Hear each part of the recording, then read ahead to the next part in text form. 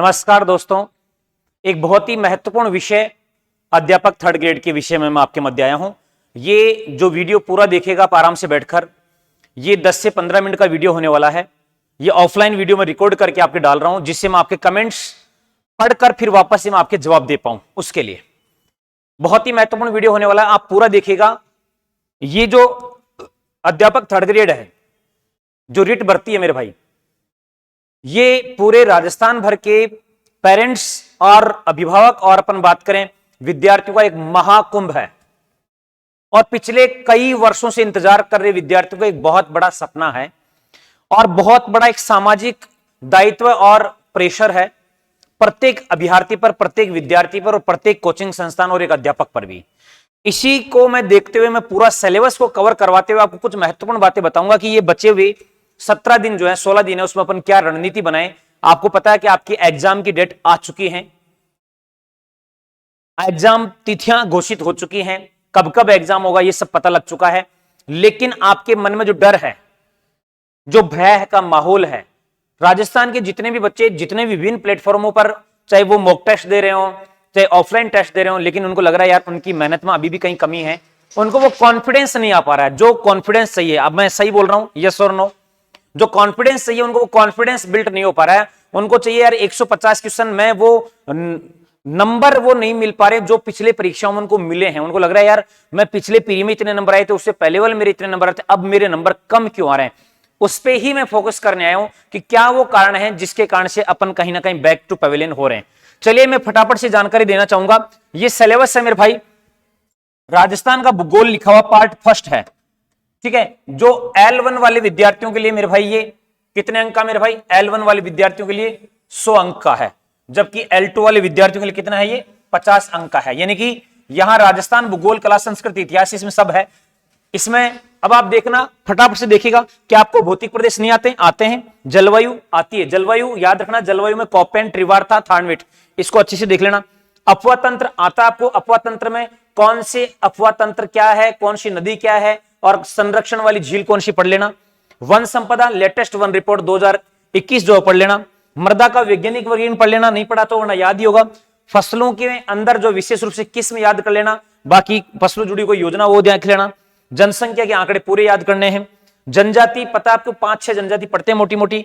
खनिज, आपको खनिज जो है नवीनतम जो खनिज रिपोर्ट है उसको ध्यान में रखते हुए पढ़ना। ऊर्जा संसाधन, पर्यटन, यातायात के साधन, यानी आप ये खुद देखना इस सिलेबस में से ये जो पॉइंट लिखे हुए इसमें कौन सा पॉइंट आपका कमजोर है। अभी आप डिसाइड कर लेना कि सर ये तो बहुत स्ट्रॉन्ग है, ये भी स्ट्रॉन्ग है, ये स्ट्रॉन्ग है, ये स्ट्रॉन्ग है, ये स्ट्रॉन्ग है, कौन सा कमजोर है उसको आप लिख लेना, फिर उस पर काम करना। आइए, इतिहास और कला संस्कृति में 4 सभ्यताएं लिखी, क्लियर, बस 4 के अलावा 5 पेपर को देखने भी नहीं। कालीबंगा, बालाथा, आयड और गणेश्वर, इन चारों में देखे कौन सी कमजोर, जहां से क्वेश्चन आप सही नहीं कर पा रहे। राजस्थान की ऐतिहासिक घटना, इसको मैंने पूरा नहीं लिखा, इसको मैं चाहूंगा कि आप पढ़ लिया, ठीक है, बाकी इसको ड्रॉप आउट कर देना, छूट जाना इसको। किले, स्मारक, मेले, त्योहार, लोक कला, लोक संगीत, लोक नाट्य, लोक नृत्य, राजस्थान की संस्कृति, प्रसिद्ध व्यक्तित्व, वस्त्र और आभूषण, चित्रकला, हस्तशिल्प, 18 की क्रांति, जनजातीय आंदोलन, किसान आंदोलन, एकीकरण, ये है आपके इतिहास और संस्कृति के टॉपिक। सारे के सारे टॉपिक एक भी नहीं छोड़ा इसमें। इसको आप आराम से देखना, फिर आप इसमें देखना कि आप में कौन सा टॉपिक आपको लगता है कमजोर है, यहां से क्वेश्चन मेरा आएगा तो गलत ना हो जाए। ये इसको देख के आपको खुद को डिसाइड कर लेना, इस स्लाइड को देख के। फिर है राजस्थान की भाषा, तो क्षेत्रीय बोलियां कौन सी हैं, राजस्थान की कृतियां कौन सी, राजस्थान का साहित्य कौन सा है, संत और लोक साहित्य। अब इसमें से आपको लगता है कि सर कृतियां बहुत सारी याद कर ली लेकिन बहुत याद नहीं हो रही, इसको छोड़ देना। राजस्थान की प्रमुख प्रमुख बोलियां ध्यान रख लेना। तो इसमें आपको देख लेना भाई क्या है। तो ये जो अपना था, ये L1 के लिए जो सिलेबस था वो 100 अंक का था, यानी इसमें से आपके 50 प्रश्न आएंगे, और L2 के लिए 80 अंक का था, यानी यहां से 40 अंक आएंगे, 40 प्रश्न आएंगे। तो आगे अपन बात करते हैं। ये पहला पोर्शन जो पार्ट 1 था। पार्ट 2 इसको देखना आप। पार्ट 2 L1 के लिए 80 अंक का है और L2 के लिए ये 50 अंक का, यानी कि L1 में यहां से 40 प्रश्न आएंगे, जबकि L2 में यहां से 25 प्रश्न आएंगे। और ये इतना ही है, ये जो लिखा हुआ है ये सारी चीजें इसके अंदर आ रही हैं। कौन क्या क्या चीजें आ रही देखना। प्रतीक चिन्ह आ रहे हैं इसके अंदर। फ्लैगशिप योजना है, पता ना कितनी, 33 फ्लैगशिप योजनाएं, उनको घोट के पी लेना है। विद्यालय प्रबंधन समितियां कौन कौन सी, SMC क्या है, कार्यकारिणी समिति क्या है, वो देख लेना। राष्ट्रीय शिक्षा नीति 2020, RT 2011 यानी कि राजस्थान की जो नियमावली वो, और RT 2009 बात समझ आ गई आपको। राजस्थान का समसामयिक यानी करंट, अनुसंधान केंद्र, धार्मिक स्थल, प्रमुख खिलाड़ी, नगर शहर प्रसिद्ध, प्रमुख उद्योग, राज्य व्यवस्था और कल्याणकारी योजनाएं। ये पूरा का पूरा इसमें इतना ही है, इससे ज्यादा नहीं है कुछ भी, यही है। यानी अब आप देखिएगा उधर 3 पेज पूरे भरे हुए थे सिलेबस के, और यहां सिर्फ 1 पेज है, इसमें एक भी टॉपिक नहीं छोड़ा, सारा लिख दिया मैंने। 80 अंक का L1 में है और L2 में जो है ये 50 अंक का है। अब आपको इसमें से देखना है कि आपका इसमें से कौन सा टॉपिक कमजोर है, जिसमें आपको डर लग रहा है, जिसमें लगता है कि यहां से नंबर मेरे कट सकते हैं। एनालाइज करना अपन को, फिर बाद में अपन आगे बढ़ते हैं। बात करते हैं विद्यालय विषय की। L1 में देखो 5 विषय हैं, हिंदी, गणित, सामान्य विज्ञान, सामाजिक अध्ययन और अंग्रेजी। देखो हिंदी का मैंने सिलेबस लिखा है इसलिए क्योंकि आप मुझे पता है इसमें से सही कर दोगे। संज्ञा, संधि, समास, शब्द शुद्धि, मुहावरे, लोकाक्ति, ये लिखा हुआ है, ये सिलेबस है। और इस सिलेबस में से 5 क्वेश्चन आएंगे, नहीं 10 नंबर का है। तो टोटल आपके विषय हैं 5 और यहां से 50 अंक है। और 5 सब्जेक्ट है तो 8-8 नंबर के, यानी 4-4 क्वेश्चन आपके टीचिंग मेथड के आएंगे, तो 40 अंक आइए, यानी 20% यहां से आएंगे और 25% आपके सब्जेक्ट्स के आएंगे। तो 20 और 25 कितने हो गए मेरे भाई? 20 और 25 कितने हो गए? तो आपको लगेगा गुरुजी 45 क्वेश्चन हो। कितने हो गए? 45 क्वेश्चन। किसी में से 150 में से 45 क्वेश्चन हो रहे, ध्यान रखिएगा, बहुत बड़ी बात है। और यहां अब क्या है कि दिक्कत वाली ये विषय है। क्या दिक्कत है? क्योंकि 5 विषय हैं, 5 विषय को आपको ज्ञान नहीं है, ना आपने पढ़ा है, तो गणित छोड़ दीजिए, सामान्य विज्ञान थोड़ा बहुत पढ़ लेना, सामाजिक अध्ययन छोड़ देना, थोड़ा बहुत जो आएगा आ जाएगा, अंग्रेजी छोड़ देना, ये पढ़ लेना, क्योंकि आप गुरुजी छुड़वा ही रहे हो, बहुत बड़े क्वेश्चन छूट रहे हैं मेरे भाई, बिल्कुल छूट रहे हैं, इसलिए नंबर भी कम आ रहे हैं अपने टेस्ट में। लेकिन कहां नंबर अपन को प्राप्त करना है? L2 के लिए कोई जोर वाली बात नहीं है, L2 वालों के मजे हैं यहां, क्योंकि इनके 140 अंक का जो है सब्जेक्ट है, यानी कि 120 और 20, ठीक है ना। और एक ही विषय को पढ़ना है, या तो हिंदी पढ़ना है, या अंग्रेजी पढ़ना है, या विज्ञान, या गणित, या SST, या फिर संस्कृत, कोई भी एक विषय को पढ़ना है। और चूंकि उन्होंने सेकंड ग्रेड में पढ़ा है, प्री रिट के अंदर भी पढ़ा है, पहले भी पढ़ा है, तो इसलिए इनको यहां पर जोर नहीं आ रहा है। अब बात करते हैं मनोविज्ञान में। 20 अंक है, यानी 10 प्रश्न आएंगे, और सूचना तकनीकी 10 अंक और 5 प्रश्न आएंगे। ओवरऑल कुल मिला के बात यहां पर पहुंचती है, रिट 1 के ये हैं और रिट 2 के ये नंबर्स हैं। अब इस पे मैं थोड़ा सा डिस्कशन चाहूंगा, आप ध्यान देना। आप देखो L1 वाले में आपको यहां पर पहला जो भाग था, इसमें आपको जीके में ज्यादा जोर नहीं आ रहा, मुझे पता है नहीं आ रहा, आप आराम से देख लेना, फिर वापस रिवाइज करके देख लेना, आप खुद कहोगे गुरुजी नहीं आ रहा। ये 80 नंबर वाला, यहां पर आपको जोर आ रहा है, यहां पर जोर आ रहा है, चाहे वो RT 2011 हो, चाहे RT 2009 हो, चाहे फ्लेक्सिब योजनाएं हो, मेरे पास हमारे चाहे अनुसंधान केंद्र हो, कहीं ना कहीं से आपके क्वेश्चन गलत, चाहे करंट हो, यहां से गलत हो रहे हैं। और ये सबसे बड़ी समस्या जो जड़ है, ये L1 वाले विद्यार्थियों के लिए बड़ी समस्या की जड़ है, यानी विषय और टीचिंग मेथड।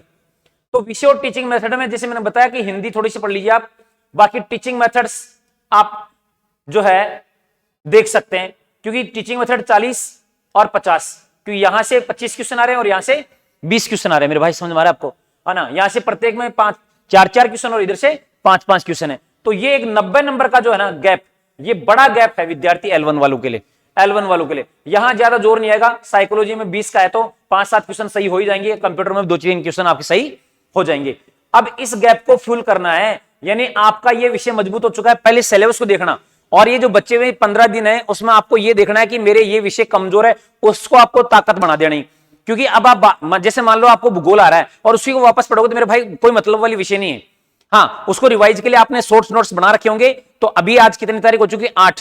एग्जाम मान लीजिए कि आपकी है 24 को या 23 को मान लेते हैं, तो आप देख लीजिए कि मैं 18 तारीख तक जो है ये मेरे जो कमजोर पोर्शन इसको पढ़ूंगा 18 तारीख तक, फिर 19, 20, 21 और 22, फिर 4 दिन में मैं घोट लूंगा सबको वापस से, सारा का सारा रिवीजन कर लूंगा। जो विषय मेरे को लग रहे थे कि ये मेरे मेरे को एक बार देखना है, ये डाटा मेरे को देखना है। जैसे मरुस्थल थोड़ी पढ़ना वापस से, मरुस्थल पढ़ा हुआ है, अरावली थोड़ी पढ़नी है, नहीं पढ़ाना आपको, मृदा नहीं पढ़नी। हाँ, मृदा में आपको लगता है कि यार 4 प्रकार या 5 प्रकार थे वो भूलता हूं, तो वो अच्छे से याद कर लेना। जलवायु में आपको लगता है कि कोपेन वाला जो आप याद नहीं, पर उसको अच्छे से याद कर लो। यानी कि राजस्थान के भूगोल में आपको पढ़ने की आवश्यकता नहीं, कला संस्कृति आप पढ़नी पड़ेगी, क्योंकि किले दुर्ग वुर्ग ये भूल जाते हैं, मोटी मोटी जो कुछ बात होती है वो आपको पढ़ लेना, रिवीजन कर लेना।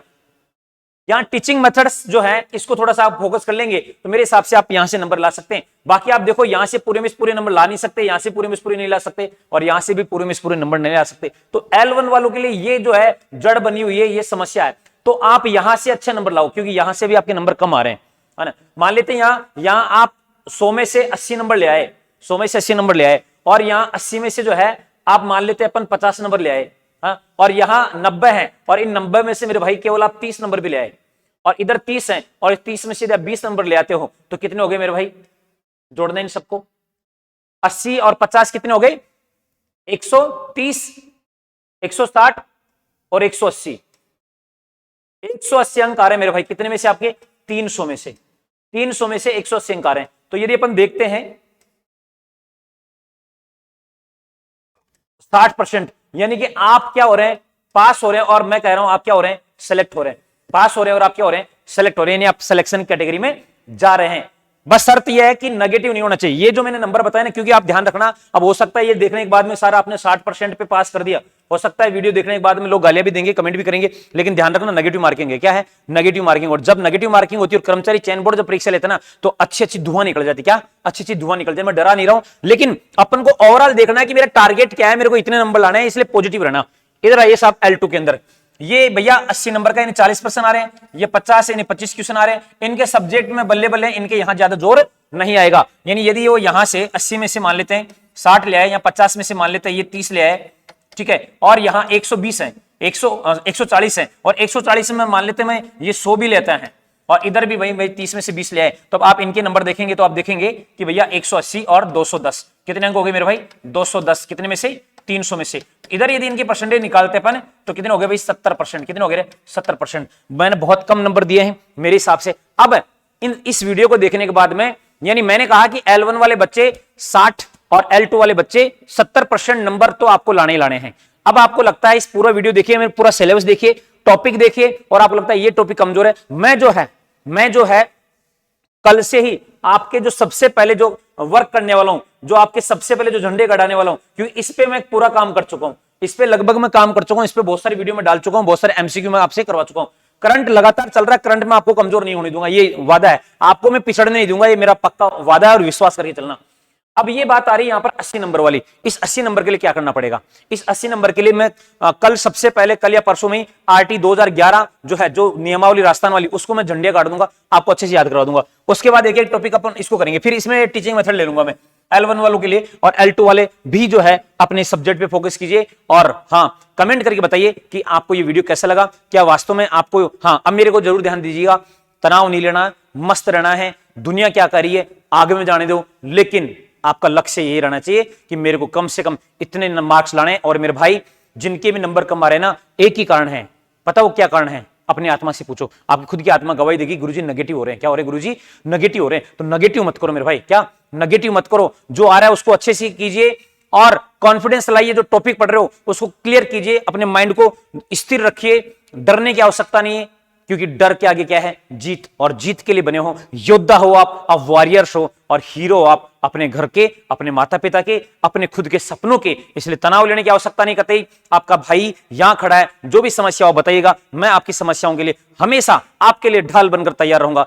चलो मिलते हैं नेक्स्ट, तब तक आप सभी को नमस्कार, जय हिंद, जय भारत, जय मेवाड़।